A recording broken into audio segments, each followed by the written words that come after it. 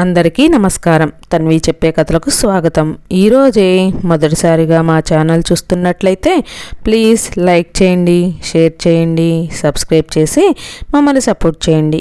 ఈరోజు శ్రీరామనవమి. ఈ శ్రీరామనవమి రోజున ఈ కథ ఎవరైతే వింటారో వారికి జన్మజన్మల పాపాలు తొలగిపోతాయి, కోటి జన్మల పుణ్యం లభిస్తుంది, అష్టైశ్వర్యాలు సిద్ధిస్తాయి. మరి ఆ కథ ఏంటో ఇప్పుడు మనం ఈ వీడియోలో తెలుసుకుందాం. సూర్యోదయం అయ్యింది. వాల్మీకి ఆశ్రమానికి నారద మహర్షి విచ్చేశాడు. అతనికి అన్ని సంప్రదాయాలు చేశాడు వాల్మీకి. తర్వాత ఇలా ప్రశ్నించాడు అతన్ని. మహర్షి, లోకంలో పరాక్రమ జ్ఞాన సద్గుణాల్లో సర్వశ్రేష్ఠుడు ఎవరు? అటువంటి వ్యక్తి ఉన్నాడా? ఉంటే దయచేసి అతని గురించి వివరించండి. సమాధానంగా నవ్వాడు నారదుడు. ఇది నా వేడుకోలు స్వామి, అనుగ్రహించండి. చేతులు జోడించి నమస్కరించాడు వాల్మీకి. అతడి హృదయ వేదనను అర్థం చేసుకున్నాడు నారదుడు. చెప్పాడిలా, సద్గుణాల్లో సర్వశ్రేష్ఠుడు లేకనే ఉన్నాడు. అతని పేరు శ్రీరామచంద్రుడు.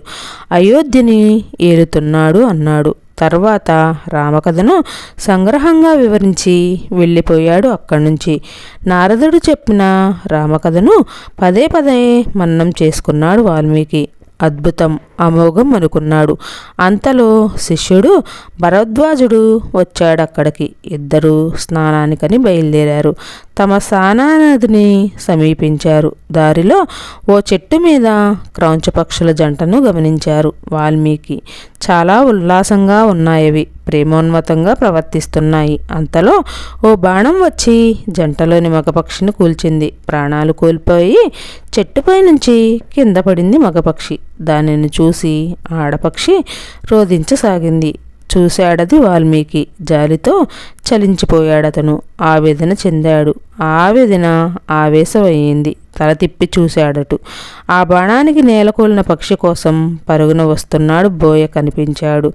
రక్తారుణ నేత్రాలతో ఇలా శపించాడతన్ని. మానిషాద ప్రతిష్టాత్వం మగమం శాశ్వతీం సమాహయాత్ క్రౌంచ మిథునాదిక మవదీం కామమోహితం ఓయి బోయ. ప్రేమోన్మతమైన ఉన్న ఈ జంట పక్షుల్లో ఒకదాన్ని చంపిన కారణంగా కలకాలం నువ్వు అప్రతిష్ట పాలవుదుగాక. మునిశాపానికి భయపడ్డాడు బోయ. అక్కడి నుంచి పరుగందుకున్నాడు. భయపడి పారిపోతున్న బోయను చూసి తల విదిల్చాడు వాల్మీకి. జాలి చెందాడు, శాంతించాడు, మదనపడ్డాడు. తనకేమైంది, ఎందుకిలా ప్రవర్తించాడు అనుకున్నాడు. తర్వాత శాపాన్ని తలపోశాడు. చక్కని పదాల పొందికతో రెండు సమపాదాలతో శ్లోకమైన తన మాటలకు తానే విస్తుపోయాడు వాల్మీకి. ఆ మానసికావస్థలోనే శిష్యుని సహా స్నానం ముగించుకొని ఆశ్రమానికి చేరుకున్నాడు. మౌనంగా కూర్చున్నాడక్కడ. కళ్ళు మూసుకున్నాడు. జరిగిన దాని గురించి ఆలోచించసాగాడు. ఎవరో వచ్చిన అలికిడి అయ్యింది. కళ్ళు తెరిచి చూశాడు. సృష్టికర్త చతుర్ముఖుడు సాక్షాత్తు బ్రహ్మ సాక్షాత్కరించాడక్కడ. దేవతల్లోనూ ఋషులతోనూ తరలివచ్చాడు. అతనికి చేతులు జోడించి నమస్కరిస్తూ లేచి నిల్చున్నాడు వాల్మీకి. వాల్మీకి, నువ్వెలాంటి పాపకార్యమూ చేయలేదు, మంచి పనే చేశావు. చేసిన మంచి పనికి ఆనందించు. నా ఆదేశానుసారం వాణి నీ వాక్కులో ప్రవేశించింది. దాని ఫలితమే శోకంతో నువ్వు పలికిన వాక్కు శ్లోక రూపం దాల్చింది అన్నాడు బ్రహ్మ. అవునా అన్నట్లుగా ఆశ్చర్యపోయాడు వాల్మీకి. నారదుడు చెప్పిన రామకథను విందాక పలికేవే శ్లోకం. ఆ శ్లోక ఛందస్సులోనే కావ్యంగా రచించు. అది లోక కళ్యాణకారకమవుతుంది, తరతరాలు వర్ధిల్లుతుంది. ఆనందంతో చలించిపోయాడు వాల్మీకి. నా అనుగ్రహంతో రామకథలోని పాత్రలు ఏ ఏ పనులు చేపట్టింది, వారేం మాట్లాడింది, ఎలా ఆలోచించింది అన్నీ నీ దివ్య దృష్టికి అందుతాయి. అలా అందడమే కాదు, నా ఆశీస్సులతో నువ్వు రచించిన మహాకావ్యం ఈ విశ్వం అంతటా వ్యాపించి కులపర్వతాలు, సాగరాలు, సూర్యచంద్రులు ఉన్నంతకాలం వర్ధిల్లుతుంది. నీ కావ్యం సహా నువ్వు కూడా కీర్తిమంతుడు అవుతావు. తర్వాత మా లోకాన్ని అలంకరిస్తావు అన్నాడు బ్రహ్మ. దైవానుగ్రహం అన్నాడు వాల్మీకి. తల వంచాడు. ఋషులు, దేవతలు సహా బ్రహ్మ అదృశ్యమయ్యాడు. బ్రహ్మోపదేశానికి ఆదేశానికి ఆనందించి వాల్మీకి రామకథను రచించేందుకు సిద్ధమయ్యాడు. ధ్యానమగ్నమయ్యాడు. రామకథ అంతా అతని కళ్ళకు బొమ్మ కట్టింది. రామరాజ్యం వర్ధిల్లుతున్న రోజులవి. ఆ రోజుల్లోనే ధర్మమోక్షాలు ప్రధాన వస్తువులుగా, అర్ధకామాలు తగు రీతిలో ఉండేట్టుగా వేదార్థాన్ని వివరిస్తూ వాల్మీకి సీతాదేవి మహచరిత్రను రామాయణంగా రచించాడు. 24,000 శ్లోకాలతో 6 పూర్వఖండాలు, ఉత్తరాభాగం మరో ఖండంగా వాల్మీకి రామాయణం విశ్వవ్యాప్తమైంది. కావ్యరచన అయితే పూర్తి అయింది. ఇంతటి కావ్యాన్ని కంఠస్థం చేసి ప్రచారం చేసేది ఎవరనేది ఆలోచించసాగాడు వాల్మీకి. ఒక రోజున ఆయన పాదాలను ఆశ్రయించారు కుశలవులు. ఇలా పలికారు: గురుదేవా, మీ ఉపదేశాలతో మేము వేద నిష్ణాతులమయ్యాం, గాన కళాధీరులమయ్యాం, మీ ప్రియ శిష్యులము అయ్యాము. మీ రామచరిత్రను మేము గానం చేస్తాం, అనుగ్రహించండి. సమర్థులైన శిష్యులు లభించారు చాలనుకున్నాడు. ఆనందించాడు వాల్మీకి. కౌగలించుకున్నాడు వారిని. గానం చేస్తే హాయి అనిపించేది. వీణలపై మీటితే మోగి పరవశింపజేసేది. వీర రౌద్ర శృంగార కరుణ శాంతరసాలకు ఆటపట్టయినది. అజరామమైన రామచరిత్రను కుశలవులకు నేర్పాడు వాల్మీకి. రామచరిత్రను కంఠస్థం చేయసాగారు కుశలవులు. కంఠస్థం చేస్తున్న కుమారులను చూసి పొంగిపోయింది సీతాదేవి. రామాయణాన్ని ఆశాంతం నేర్చుకున్న కుశలవులు అయోధ్య నగరానికి చేరుకున్నారు. అక్కడ పండితులు, ఋషులు, సాధువులు, పౌరులు కూడిన ప్రతి చోట రామాయణాన్ని శ్రావ్యంగా గానం చేయసాగారు. తెలిసిన కథే ఎంత బాగుందో, అర్ధపుష్టి శబ్ద సౌష్ఠవంతో ఎన్నిసార్లు విన్నా వినాలనిపిస్తోంది. వాల్మీకి మహర్షి గొప్పవాడు, అత్యద్భుతంగా రచించాడనుకున్నారు శ్రోతలు. పాడుతున్న పిల్లలు ఎంత బాగున్నారో, సుందరంగా ఉన్నారు, తేజోవంతంగా ఉన్నారు. లయతాళాలను తప్పడం లేదు. తంబురాల మీద మధురంగా గానం చేస్తున్నారు. బాగాని మెచ్చుకున్నారు. యజ్ఞోపవితాలను, జపమాలను, జింక చర్మాలను, వస్త్రాలను, చేతికర్రలను, కమండలాలను వారికి కానుకలుగా ఇచ్చారు. కథా మధురం, శ్రోతల ప్రోత్సాహం మధురాతి మధురం. కుశలవులు పొంగిపోయారు. మరింత ఉత్సాహంగా రాజవీధుల మొగలు, రచ్చబండలు, సావడలు, సందుగొందులతో సహా నగరం నలుమూలల రామాయణాన్ని గానం చేయసాగారు. ఈసారి అభినయాన్ని కూడా జోడించారు. వివిధ ఘట్టాలను వింటూ కంటూ పౌరులు ఉప్పొంగిపోయారు. ఒళ్ళు తెలియడం లేదు. వారికి ఆత్మానందంగా ఉంది. ఆషామాషి కాదిది, అమృతధార అన్నారు. కవి వాల్మీకి ధన్యుడు అన్నారు. జేజేలు పలికారు అతనికి.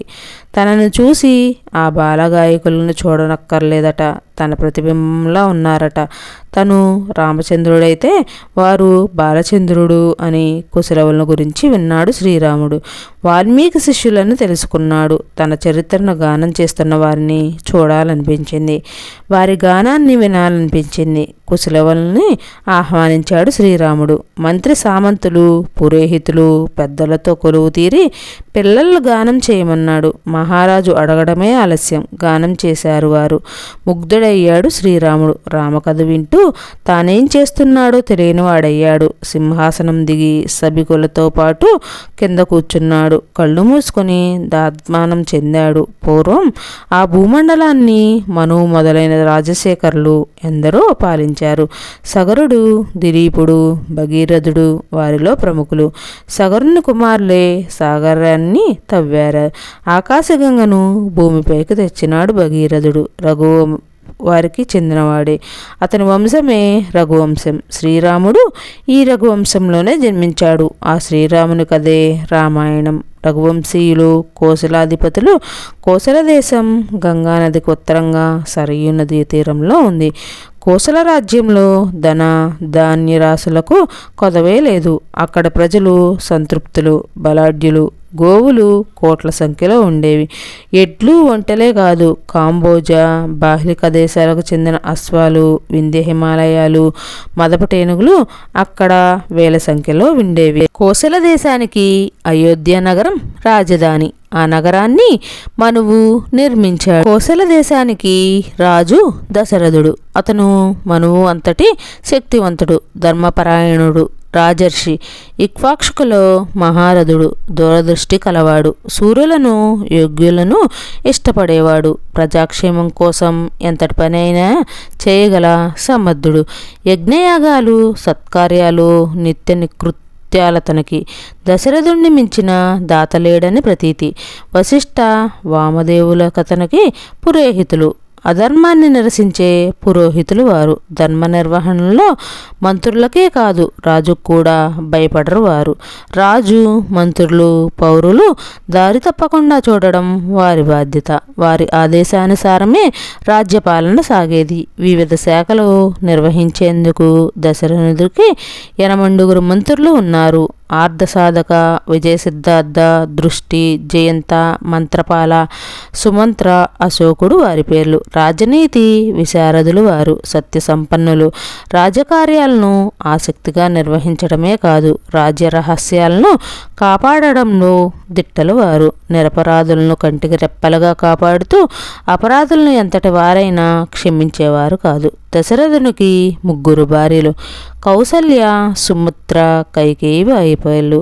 శీల గుణ సౌందర్యవతులు వారు. సాటిలేని రాజ్యం, అంతులేని సౌఖ్యం ఎంత ఉన్నా సంతాన భాగ్యం లేదు దశరథునికి. అదే పెద్ద బాధ అతనికి. దానిని తొలగించేందుకు అశ్వమేధ యాగం చేయాలని సంకల్పించాడు అతను. యాగం విధి విధానాలు, సాధసౌద్యాలు తెలుసుకునేందుకు పెద్దలను ఆహ్వానించి సమావేశపరిచాడు. ఒకనాడు వశిష్ఠ మహర్షి, వామదేవ, శుభయజ్ఞ కాశ్యపులు, మంత్రి సామంతులు చాలామంది విచ్చేశారు. ఆ సమావేశానికి వచ్చిన వారందరినీ ఆదరించి తన సంకల్పాన్ని తెలియజేశాడు దశరథుడు. సలహాల్ని అర్థించాడు.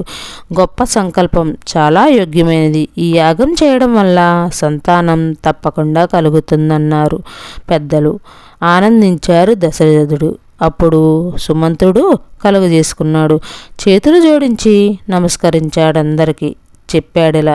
బ్రహ్మమానసపుత్రుడు సనత్కుమారుడు చెప్పిన భవిష్యవాణ్ణి వివరించాడతను. అగ్రరాజ్యంలో తీవ్రమైన అనావృష్టి ఏర్పడుతుంది. దానికి ఆ దేశానికి చెందిన రాజు రోమపాదుడు తీవ్రంగా కలత చెందుతాడు. పెద్దలను, పూజ్యులను సంప్రదించి తపస్సాలి ఋష్యశృంగుణ్ణి ఆహ్వానిస్తాడు.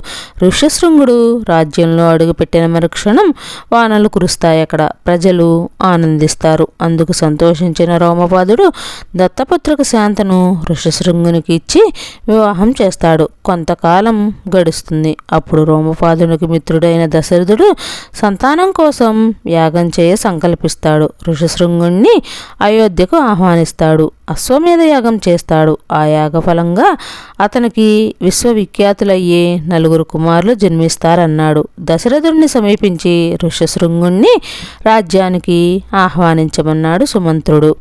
మంత్రి సలహాను పెద్దలందరూ ఆమోదించడంతో దశరథుడు అంగరాజ్యానికి బయలుదేరాడు. రోమపాదుడిని కలుసుకున్నాడు. తన కోరిక తెలియజేశాడు అతనికి.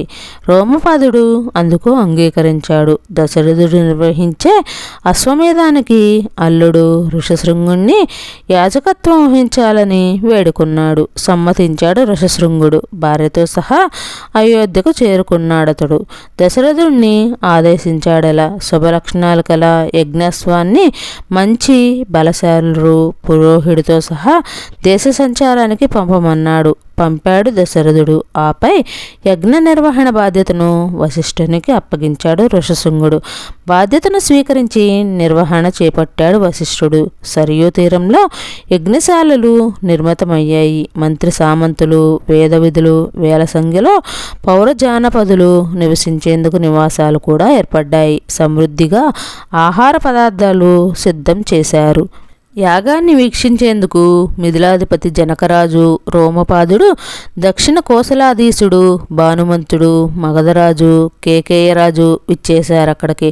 చూస్తుండగానే ఏడాది పూర్తయింది. పరివారంతో యజ్ఞాశ్వం తిరిగి వచ్చింది. దశరథుడు యజ్ఞదీక్షితుడయ్యాడు. ఋష్యశృంగునికి అధర్వంలో అశ్వమేధ యాగం 7 రోజుల పాటు శోభయామనంగా జరిగి ముగిసింది. మహాదాత దశరథ మహారాజు కోతకు తూర్పు దిక్కును, అధ్వర్యునకు పడమటి దిక్కును, బ్రహ్మణ దక్షిణ దిక్కును, ఉద్గాతనకు ఉత్తర దిశగా ఉన్న తన రాజ్యాన్ని దారపోశాడు. విరాగులైన ఆ వేదవేత్తలు రాజ్యభారం తమకెందుకన్నారు. ప్రతిఫలంగా స్వర్ణ రజతాదులను, గోవులను ఇచ్చి రాజ్యాన్ని తిరిగి స్వీకరించమన్నారు. సమ్మతించాడు దశరథుడు. 10,000 బంగారు మాడలను, 40,000 వెండి నాణెములను, 10 లక్షల గోవులను ప్రతిమగా సమర్పించి తిరిగి రాజ్యాన్ని స్వీకరించాడు. దశరథునికి సంతానం కావాలి. ఆ విషయాన్ని ధ్యాన దృష్టితో యోచించాడు ఋష్యశృంగుడు. రాజుని పిలిచి చెప్పాడిలా, మహారాజా, నీ కోరిక నెరవేరాలంటే నువ్వు పుత్రకామేష్టి చేయాలి.